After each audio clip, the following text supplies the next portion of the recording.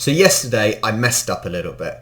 I wanted to learn more about rugby positions, but I watched a video from a New Zealand perspective. So let's try again, but from an English perspective.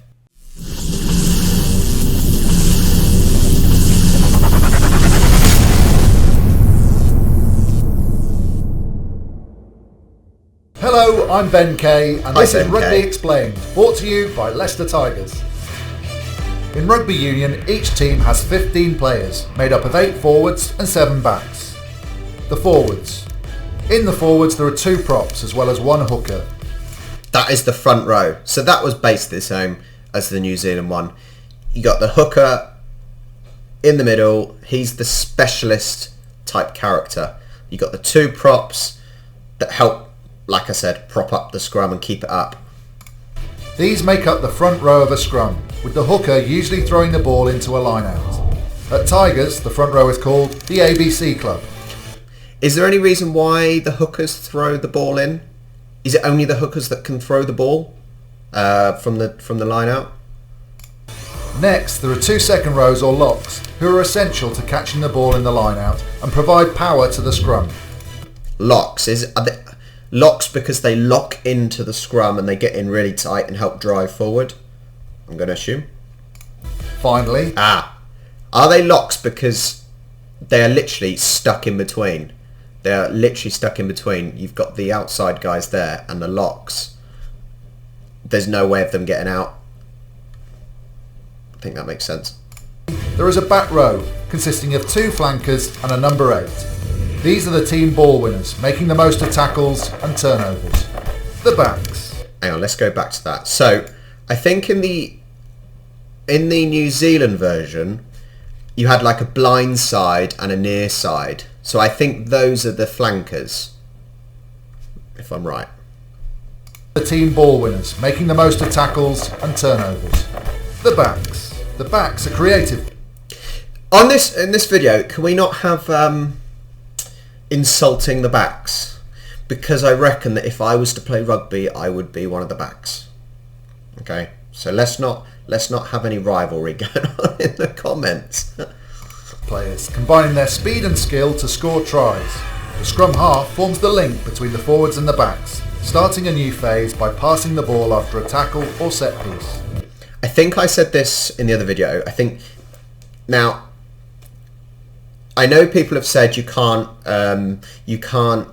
use football positions to relate to rugby positions. I understand that. However, because I am not very good at remembering and things really going in,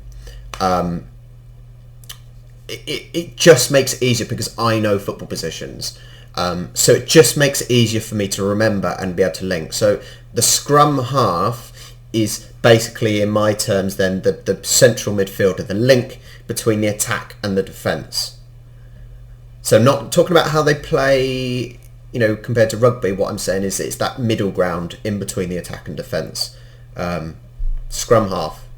Yeah. The fly half is seen as the leader of the backs and does most of the kicking during a match. There are 2 centres who must be excellent in both attack and defence. The wings finish attacking moves by scoring tries after a series of passes. The wingers are the ones that get all the glory, right? The ones that you see leaping onto the floor. The fullback is the team's last line of defence and joins attacks anywhere along the back line. The sweeper defender. You can find out more in our Rugby Explained glossary. I will, thank you.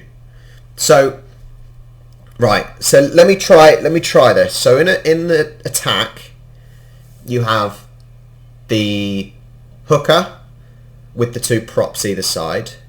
Then you have the 2 locks with the flankers. Then you have the scrum half. No. What did I say was the number?